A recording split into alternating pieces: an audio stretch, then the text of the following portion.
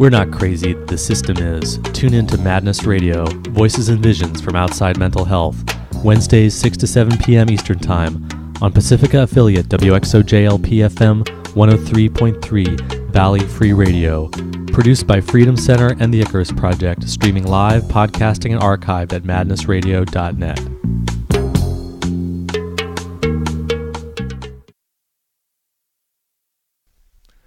Thanks for tuning in to Madness Radio. This is your host, Will Hall. And today we have a guest who is calling in from Melbourne, Australia. Vara Adams is a musician and songwriter and psychiatric abuse survivor. So she's going to be talking about her music and creative process and experiences in the psychiatric system. So welcome to Madness Radio, Vara Adams.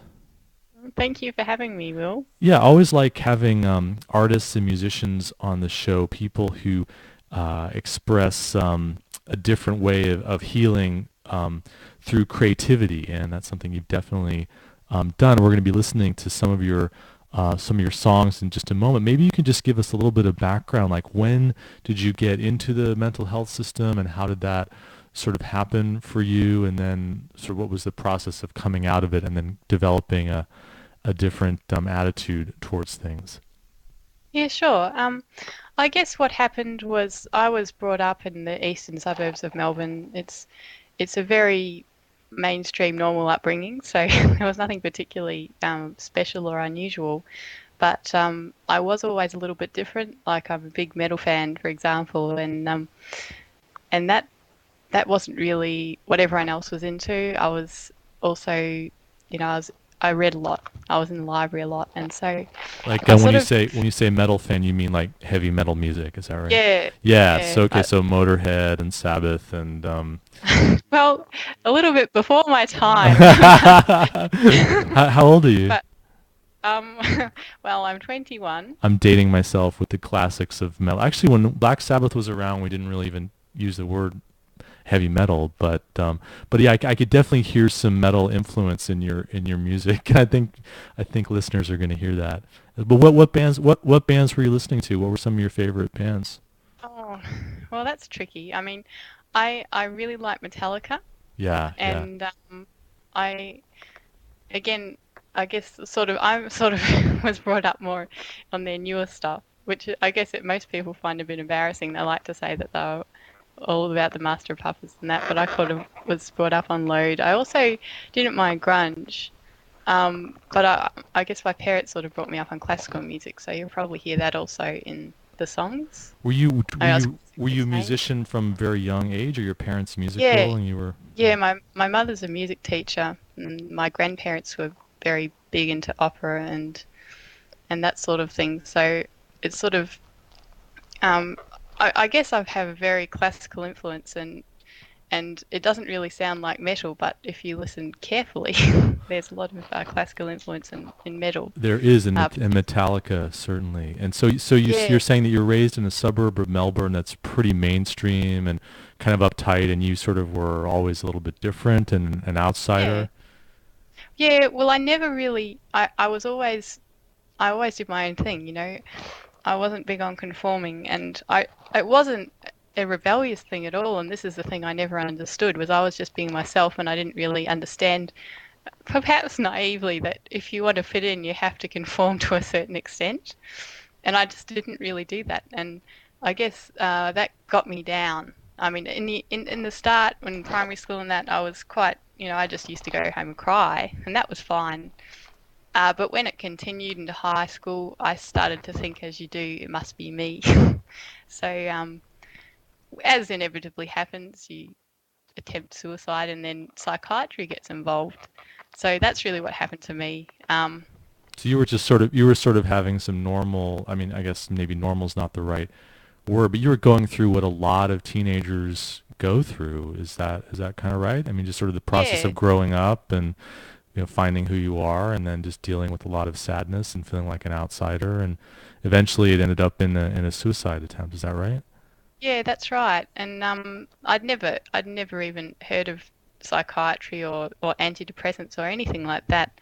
I must have been very sheltered in hindsight, but I sort of just found myself in this system where um, I was told that, I would never get better and I was mentally ill and that I'd need to be on these drugs. And so, of course, you take them, and it made me worse. And then I was tried all different ones. And after about a year, when it still wasn't working, and I was really despairing, as you do. I think possibly, I mean, part of it's the lack of control, part of it's the drugs, I think, contribute to your mental state. I just felt worse than I did at the start. So um, my psychiatrist, in his infinite wisdom, decided that it would be a great idea for me to have electroshocks. um, and when you go to my website, you'll see the squiggles. That's my brain during electroshock. I managed to get the printouts. Um, so I think after the fifth ECT, I just sort of, I must have looked in the mirror or looked at my mum and just thought, this is crazy. I'm not crazy. This is crazy. I've got to get out of this. Luckily, I had a really supportive family, and I found, I just, I found my way out. It was a long process. I got off all the drugs, and then I turned around, and I guess a lot like you, and with the Freedom Centre, I thought, well, I can either get on with my life and put it behind me. I was tempted to do that, or I can recognize that many people aren't so lucky as me to have a supportive family and to get out of this system, and are, as I say, nameless. Locked up for 20 years, whether it's locked up, not literally, but on a community treatment order, or just drugged. And I just thought that was something that really, apart from Metallica's like Welcome Home Sanitarium from Master of Puppets, or there's not a lot of songs out there that actually talk about um, the fact that mental patients are just are not really people. They're just nameless. So do you think that actually connecting with that song really helped you to have a critical perspective and maybe see that you didn't have to look at it from the perspective of the doctors in the hospital that you were in? I mean, Well, it's funny, I didn't really connect with that particular song until later, like after I'd written some of my own songs. I thought, how it's just strange. Sometimes you connect with something a long time. It's always been there in the background, but you've never really focused your mind on the meaning until you experience it yourself and write about it yourself, and they go, oh, hang on, that's what's already it's been there the whole time. what do you think was really the kind of the deciding factor? Because it sounds like, I mean, this is actually something that is familiar to me because I was also locked up and they announced, okay, well, we've tried everything. We've given you all these drugs, and so we're going to give you electroshock. And I didn't end up doing the electroshock. It was a kind of a long story. Ended up being released because the insurance money ran out, actually. But it sounds like, I mean, you went through the electroshock, and then they had kind of done everything, and then at some point you just kind of woke up and said, "Hey, I have to do this myself."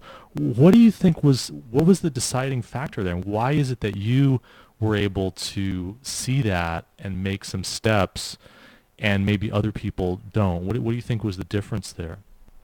Um, I I told you, I guess, before how I read a lot, and I think the only thing I really remember about um, being electrocuted is I was lying in this room, and there was this poster on the wall. It was a really high ceiling, and it was of this forest. It's like we have a lot of national parks here. I think it was a Daintree rainforest, and I had that same poster in my room at home, and it was like this token attempt to try and make this process really nice and comforting. And all I could think of at that point was Ernest Hemingway. And then it occurred to me that it took me a while to figure it out, like a week or so. But he died, he killed himself. I don't want to end up like that. I think it was a decision that I was either going to die or I was going to live, and it was just this decision that I didn't want to end up like that. Wow, so you were really, that sounds so familiar to me because you were really, because I think I personally in my own experience. I did reach that point where it was just so, I realized that I was like at the edge of some just total abyss, and if I didn't pull myself together, it was just going to be the end. And for people who don't know, Ernest Hemingway, I guess struggled with depression, probably very much related to his alcohol use. He was in psych hospitals. They gave him electroshock. After the electroshock, and you can look this up because he wrote about it, he said that he had lost some of his creative ability, and that's it. I lost the electroshock ruined my mind. I can't be creative, and then he killed himself. I mean, this is one of the greatest, considered one of the greatest novelists in history. Is a basically a victim of psychiatry. So that was something you knew about, and then you realized that you were in danger, and then you just said, okay, I'm gonna pull myself out of this. Is that kind of what happened? Yeah. That's amazing. Basically, it was that, and also, Sylvia Plath, all these people I think you're drawn to when you're going through these troubles. You look to the great artists, and they either bring you down or give you hope. I think I was listening to a little bit too much of Smashing Pumpkins at the time as well, so I decided that I had to turn that off as well and just get on with figuring out what was going on. Yeah, the Smashing Pumpkins Sylvia Plath mix can be kind of dangerous. Definitely. Yeah. How old were you when you when you sort of made this turnaround? I was 17, so yeah, it was yeah, I was pretty much done with school. I got through school. Well, it's an amazing story. I'm glad you're here with us and have turned yourself around. Well, let's go to your first song, which I like. It has this kind of rock ballad, power chord, sort of metal influenced sound. It's called Nameless, and we'll listen to the whole thing. Oh, great. Do you want to set it up for us, or should we just go right into it? Well, I can just quickly describe what it's about. Okay. It's really just about the experience of mental patients, and the fact that unlike inmates at Guantanamo Bay, Amnesty International isn't champing at the bit to go and help people that are locked up on involuntary treatment orders. You are nameless, don't care who you are. Just a few ticked boxes and you're on our list.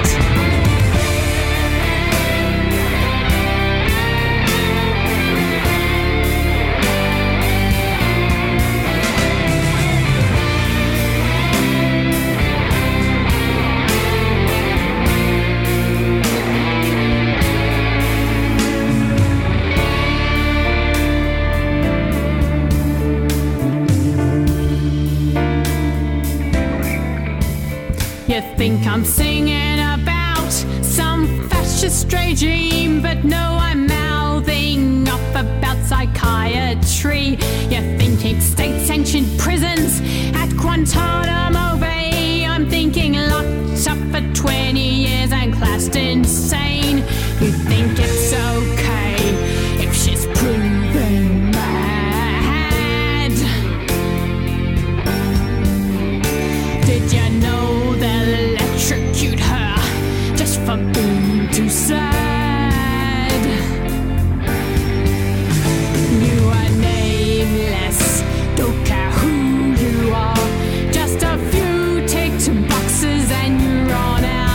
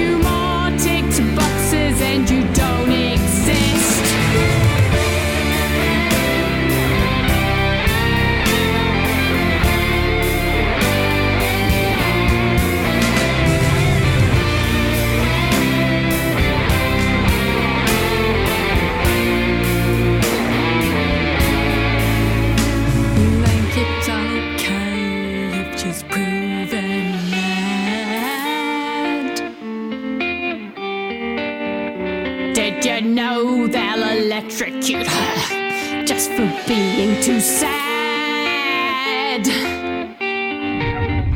You are nameless, don't care who you are. Just a few ticked boxes and you're on our list. You are nameless, don't care who you are. A few more ticked boxes and you don't exist. You are nameless, don't care who you are. Just a few ticked boxes and you're on our list. You are nameless, don't care who you are. A few more ticked boxes and you don't exist.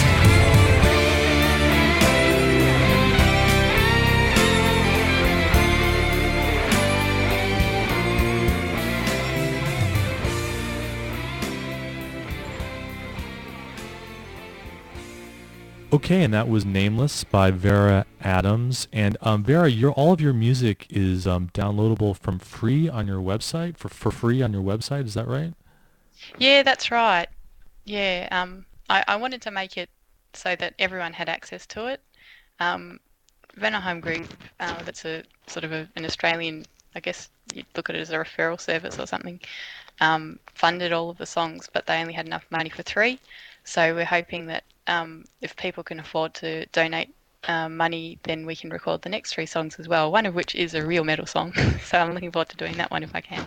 Oh, cool. So tell us a little bit about, and your website is varaadams.com, V-A-R-A Adams.com. So tell us a little bit about Nameless and give us a little bit more about the song.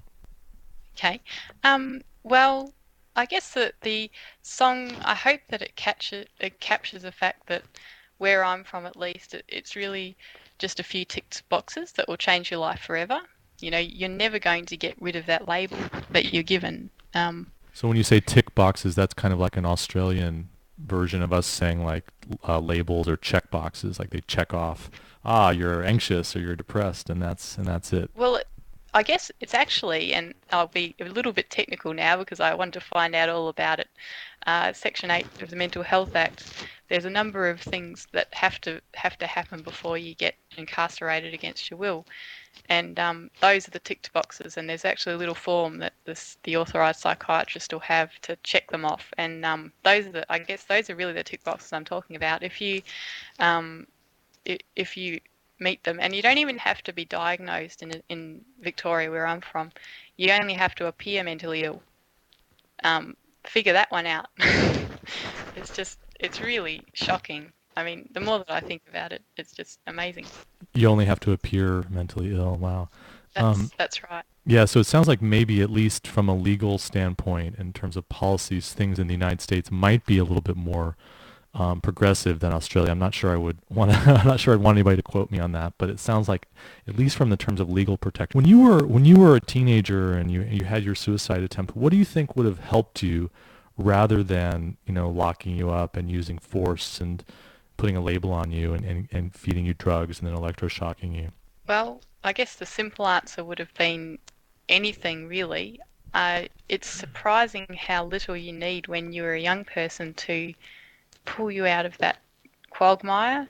I think just someone who understands. I think that if we had something in Australia, and I think Vanaheim Group's trying to do something,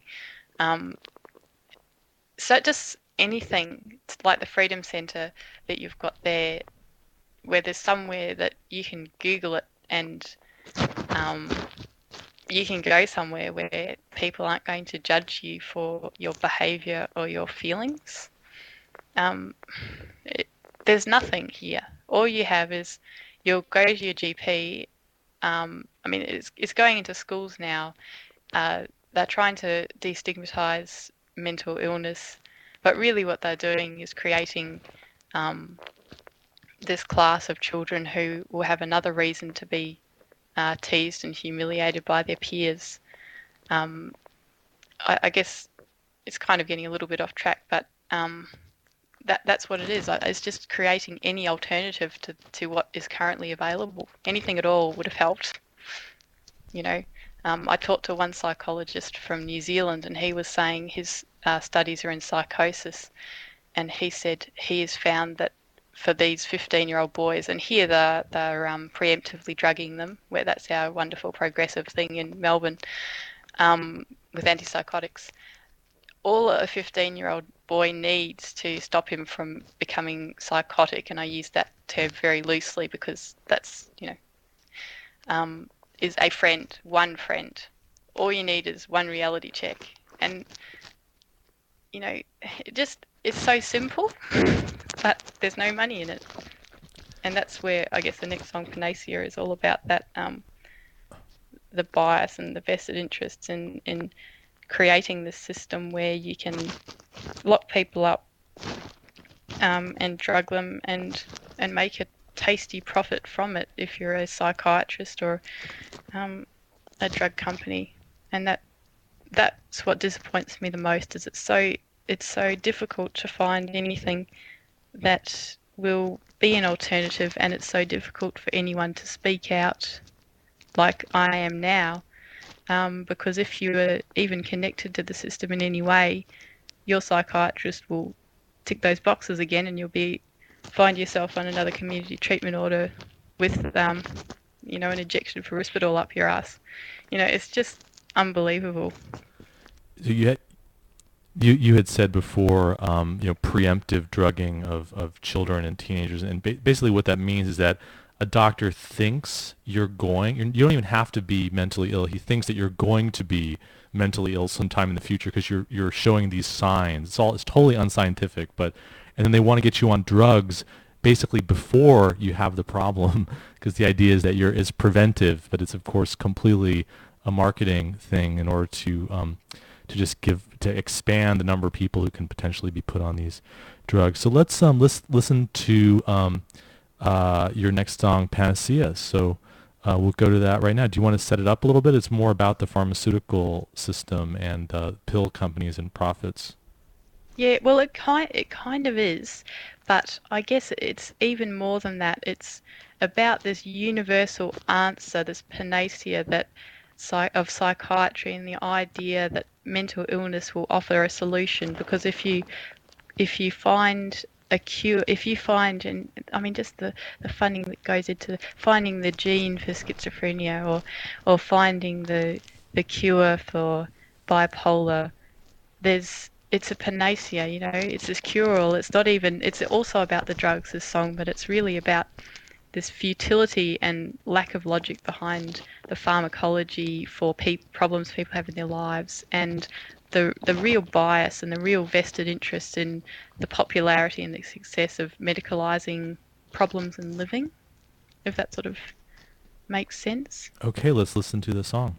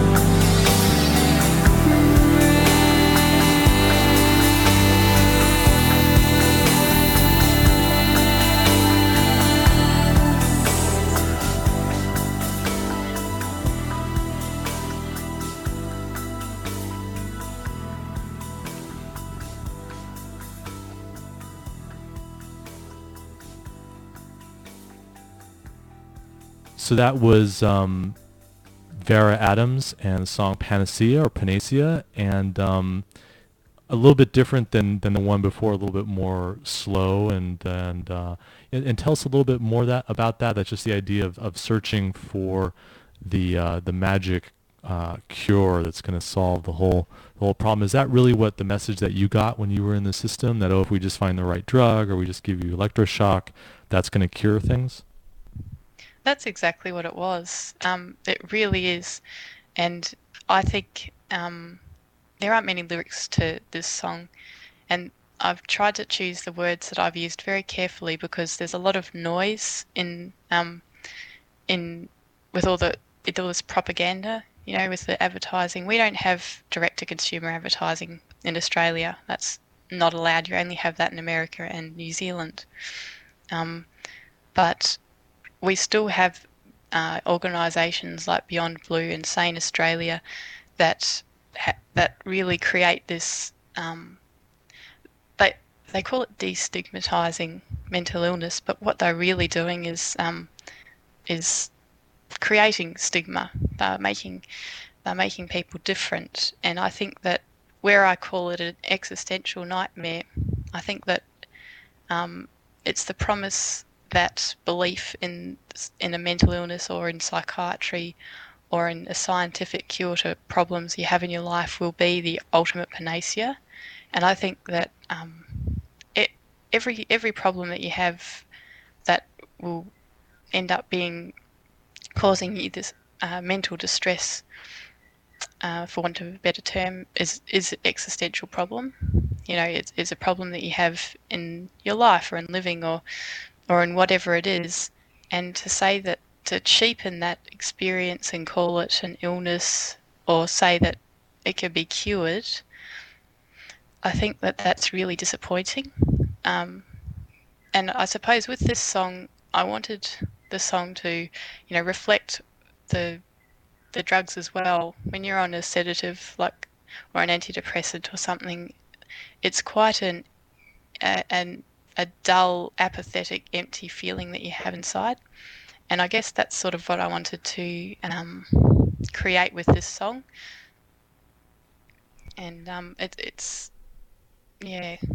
guess that's really what it is about. It's about creating a feeling for the listener of what it's like to be in that space.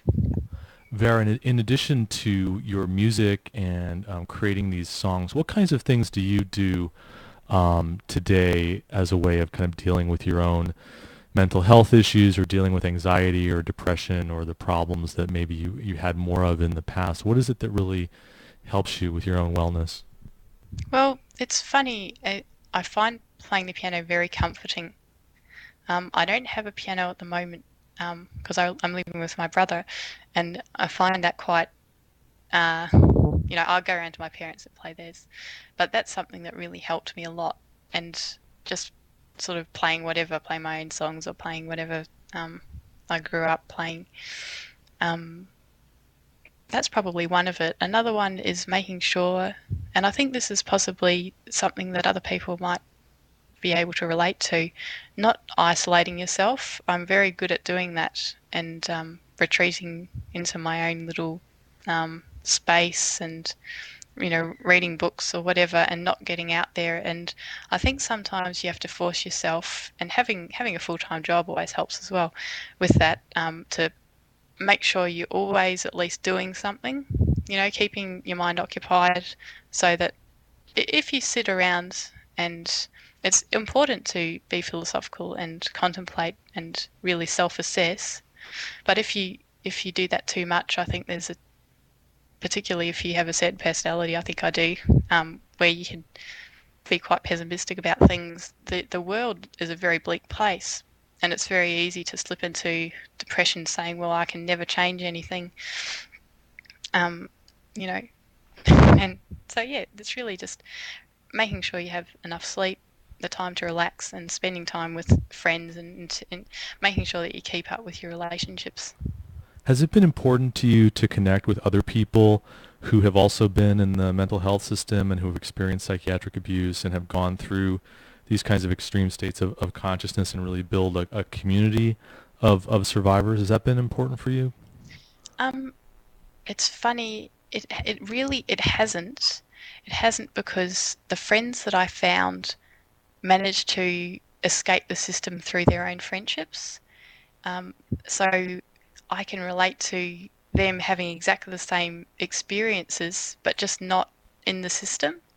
And I guess that was more important. I think what I have done is sort of do a lot of research and find the Mind Freedom and all these other places and just read about it and sort of, I think what Oryx is doing with those oral histories is wonderful, because that's really something that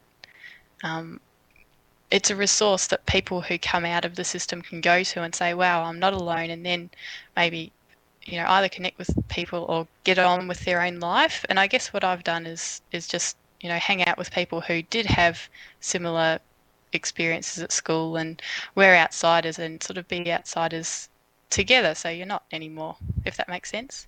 Yeah. And you guys, you got funding to produce this music through some mental health charity or through the mental health system there, or how did that? Because you mentioned a group before, the Vanaheim group or something. Vanaheim Group is a private company. Megan is probably better to talk to about it than me, but she founded it. In Australia, if you want to get any tax concessions or anything like that, you have to toe the party line, as it were. And she refuses to do that, so she's put up her own money, basically. That's the way it's happened. So you sort of found a charitable benefactor to help you out with your producing your music, which is great. Yeah. Well, hopefully, we will make a return together. She's said that we'll put all the money up to the next 3 songs into making the next 3 songs, and then if there's any money left over, then we'll share that. So that's really good, because otherwise there's no way that these songs would be produced. Can you imagine any record company wanting to take a chance on this sort of music? I don't think so. Right. Well, let's go on to the next song, which is a bit more hopeful. It's called Trees. Do you want to tell us about that? Yeah. Trees is a very classical song. I suppose it's the most classical of the 3, probably reflecting the fact I was brought up on Bach and Mozart. So it's a very pretty song, but it's a very sad and confronting topic. I think suicide, obviously, as you'll hear. It was inspired by a girl who would probably be about a few years younger than me now. She hanged herself in a park, and that was because of what happened to her. She was locked away. I read it in the newspaper. She was locked away in the lock ward at the Alfred and in the high dependency unit. Sorry, not the Alfred, the Austin Hospital. And they just treated her so badly that when she got out, she just couldn't take it. 15 years old. And I thought so many people with suicide will go and hang themselves by themselves in the trees. And as you'll hear, the song's sort of about that metaphor, that philosophical question, which is if a tree falls in the forest and there's no one there to hear, will it make a sound? And it's the same thing about this loneliness of suicide. The philosopher's muse, if no one's there to hear the tree that falls, it may not make a sound.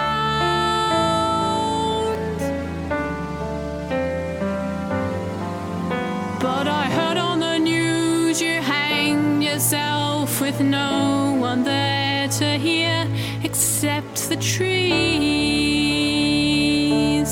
Did they hear you when you were a little girl? The other kids would push you, make you cry, then laugh.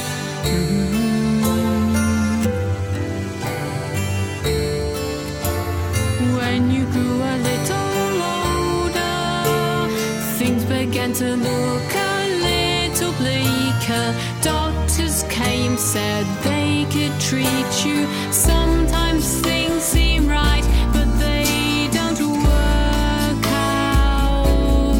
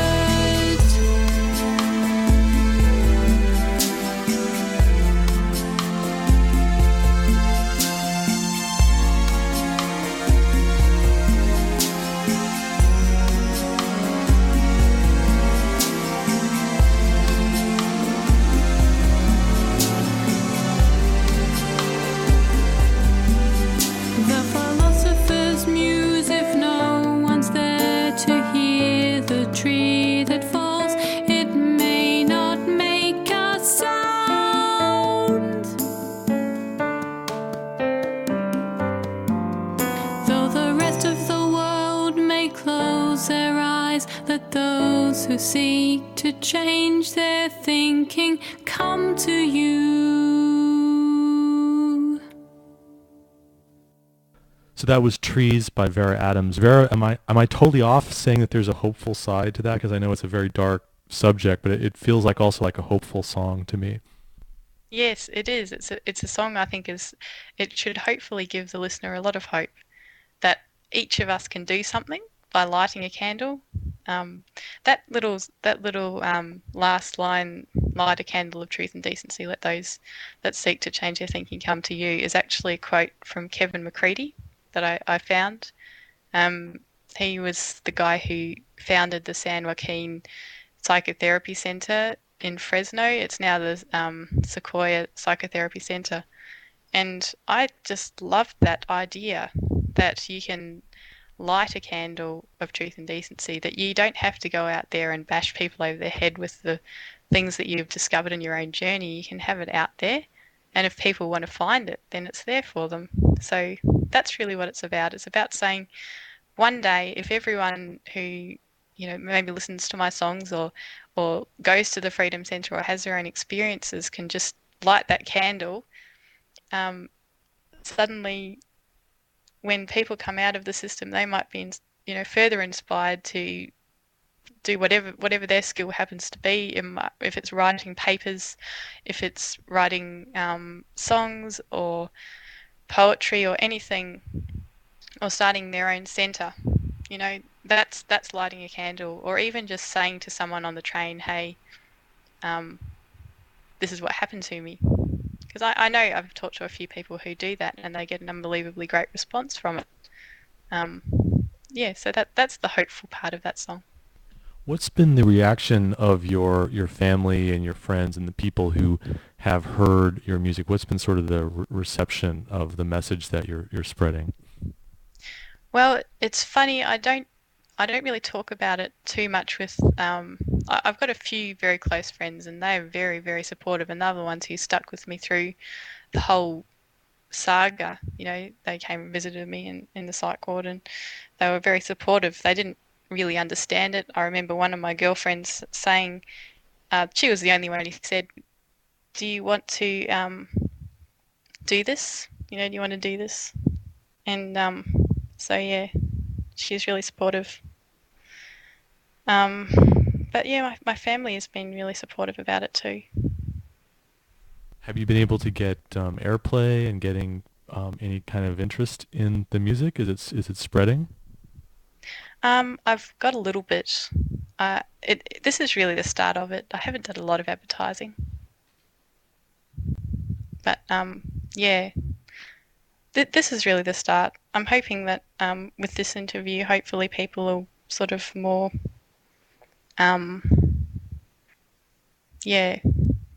they'll sort of connect with the songs and tell other people, and it'll spread that way.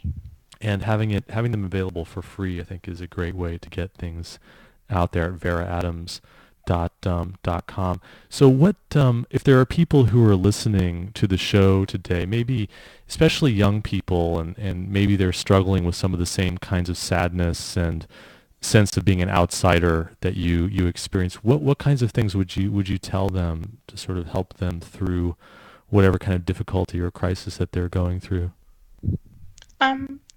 I suppose the main thing would be just don't accept everything that people tells you. That's what I did. I just accepted what people told me, and they were wrong. I accepted what people said about me. Don't if you have a reservation about what's being done to you, don't accept that. Try and get as many second opinions as you can, not from psychiatrists because they'll all give you the same opinion most likely. Try and get support. I think if you're in America, you've got some great resources. You've got the Freedom Centre it might not be in your state. You've got mind freedom. You've got things that are online, and if you email people, they will respond to you if they don't try someone else. But there's tremendous support out there, and I think that young people don't realise that that's there, And I certainly didn't know that was there, and I think that would have made a difference to me as well. Are things starting to change in Australia? Do you think that maybe this from the time that you were in the hospital and today there's a little bit more opening or alternative or more compassionate thinking, or are you worried that maybe things are going in the opposite direction? Oh, yeah, that's one of the things that just concerns me so much, and this is one of the reasons I've done this, is that it's getting worse. It really is. There's more funding. There's more emphasis in schools on your mental health, and by mental health, it's not about wellness. It's about getting treated, and by treatment, it's determining what mental illness you have and treating it with pharmaceuticals accordingly. They'll say that there's a holistic approach, but that's in my experience and in the people I've spoken to and just in the literature you read, the holistic approach is a joke. It's not like you'll have a token visits to psychologists. The one good thing the government did do was put psychologists on Medicare, which means that you get a rebate. But psychologists are trained these days on science. At least in Australia, you do a Bachelor of Science in Psychology. And yeah, I think that it's very bleak, but I think that I think it can be changed. There's a lot of things going on, a lot of interesting things going on in human rights, like with Tina Minkowski putting through that charter for people with disabilities. Right, the international, all the efforts that have been gone on of the Disability Rights Convention around that includes mental health has been really inspiring. Yeah, absolutely. Yeah, but I think the problem with that is, I mean, perhaps I'm cynical, but I worry that it's really just tokenism here, not necessarily there, but like we've got this new Charter of Human Rights in Victoria that everyone's really excited about, but I'm really not, because the government has this plenary power to decide that it doesn't apply. And what sort of a charter is that if the government can determine that it doesn't apply? It doesn't apply to mental patients, by the way. It doesn't apply if you meet the Section 8 requirements. So yeah, that's what makes me depressed, I guess. As soon as you meet the tick boxes, then suddenly you lose your rights. No, I think it's smart to be skeptical. What are some of the other topics for songs that you've got in the works that might be coming soon on your website? Yeah, well, I've got 3 more songs. I've actually got a couple more that I might end up doing, just depending on the funding. I've got a metal one that's really just a message to my psychiatrist, which is saying, you can't stop me. And it's very, very angry, but very defiant, and saying, this is what you did to me, but I'm free from your clutches. And hopefully it'll be an empowering song for other people as well, not just for me. There's another one, Psychopathy, which is really I'm ambivalent about that song. I sort of look at it and think maybe it needs a bit more work, but at the moment it's a very much what it's like to just be sitting there in the chair talking to your psychiatrist, and he's not really listening, and no one's really listening, and no one really understands what it's like to be you. And then the last one is sort of a more classical one, just saying that you can't, that you have to keep striving to change things until the day that you die, because if you don't, who else is going to do it? So hopefully that'll be inspiring as well. Vera, thank you so much for being on the show. It's been really interesting talking to you and listening to your music. So thanks for joining us today. Thank you very much for having me. It's been great. You've been listening to Vara Adams, who's a musician who's calling us from Melbourne, Australia, and you can actually download her music about psychiatric survivor issues and the mental health system for free at her website, which is varaadams.com. That's about all the time we have this week on Madness Radio. Thanks a lot for tuning in.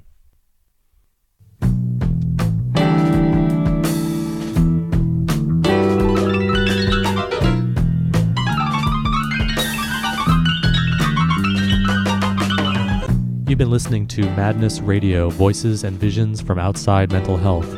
Madness Radio is broadcast every Wednesday, 6 to 7 p.m. Eastern Standard Time on Pacifica affiliate WXOJ-LP-FM 103.3 Valley Free Radio in Northampton, Massachusetts. For our live internet stream, podcasting, show archives, and more, visit madnessradio.net. Madness Radio is co-produced by Freedom Center and the Icarus Project. For more information, check out freedom-center.org and theicarusproject.net. For more mental health radio, listen to the News Hour from mindfreedom.org, Wednesdays, 4 p.m. Eastern Standard Time. If you have an idea for a story or guest on Madness Radio, or you just want to share what's in your head, contact us at radio@madnessradio.net.